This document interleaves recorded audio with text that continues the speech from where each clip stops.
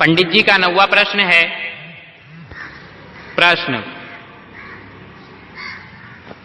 कुरान आरंभ होता है बिस्मिल्लाहिर्रहमानिर्रहीम से, जो 113 सूरा के प्रथम में है तथा सूरह नमल के बीच में। पंडित जी बिस्मिल्लाह का अर्थ करते हैं, प्रारंभ 7 नाम अल्लाह के।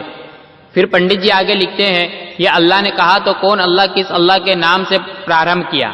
अल्लाह शुरू करने वाले हैं या अल्लाह ने दूसरे के नाम शुरू किया, वही अल्लाह है। फिर कुरान कलामुल्लाह कैसे हुआ? यही कारण है कुरान का बिस्मिल्लाह ही गलत है। यह पंडित जी का 9वां प्रश्न है। जवाब सुनिए।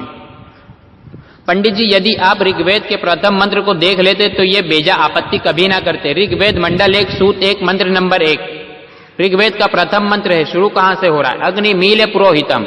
हम लोग उस अग्नि की प्रशंसा करते हैं जो पुरोहित है, यज्ञ का देवता, समस्त तत्वों का पैदा करने वाला और याजकों को रत्नों से विभूषित करने वाला है। पंडित जी बताइए, यदि अग्नि से आपके अनुसार ईश्वर ही तात्पर्य है और वेद भी ईश्वर की वाणी है, तो इस वाक्य का बोलने वाला कौन है?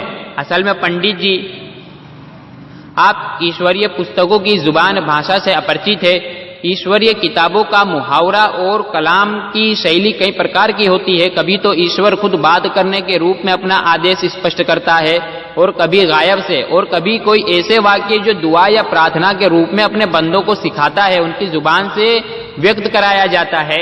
तो बिस्मिल्लाहिर्रहमानिर्रहीम और सूरह फातिहा भी इसी किस्म से है, अर्थात ऐसे शब्द हैं जो ईश्वर बंदों को सिखाते हैं। तो पंडित जी, कुरान कलामुल्लाह ही है।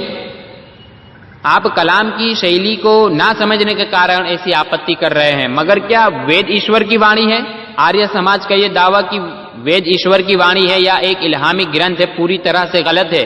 वेदों का अध्ययन करने से पता चलता है कि वो ऋषियों द्वारा बनाए गए हैं। इस विषय का पूरा विवरण करना यहाँ संभव नहीं है, लेकिन मैं कुछ प्रमाण आपके सामने प्रस्तुत करता हूँ। तैत्तिरीय ब्राह्मण में लिखा है, यामुर्षयो मंत्रो कुर्तो मनीषिणः, अर्थात बुद्धिमान ऋषि मंत्रों के बनाने वाले हैं।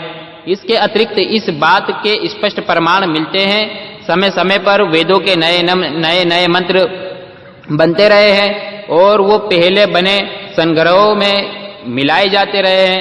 खुद वेदों में ही इस बात के हमें प्रमाण मिलते हैं। ऋग्वेद मंडल नंबर 1 सूत्र नंबर 109 मंत्र नंबर 2, हे इंद्र और अग्नि, तुम्हारे सोम प्रदान काल में पठनिया एक नया स्तोत्र रचता हूं। ऋग्वेद मंडल नंबर 4 सूत्र नंबर 16 मंत्र नंबर 19, हे हरि विशिष्ट इंद्र, हम तुम्हारे लिए नए स्तोत्र बनाते हैं। ऋग्वेद मंडल नंबर 7 सूत्र नंबर 22 मंत्र नंबर 9, हे इंद्रदेव, प्राचीन नवीन ऋषियों द्वारा रचे गए स्तोत्रों से स्तुत्य होकर आपने जिस प्रकार उनका कल्याण किया, वैसे ही हम स्तुताओं का मित्रवत कल्याण करें।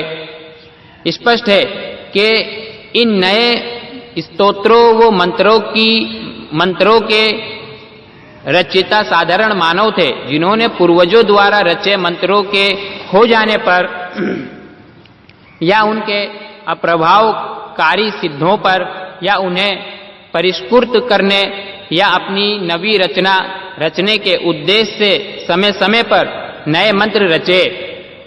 इसीलिए वेद सर्वज्ञ परमात्मा की रचना सिद्ध नहीं होते। यह पंडित जी का 9वां प्रश्न था, जिसका हमने मुकम्मल तौर पे पंडित जी को जवाब दिया है।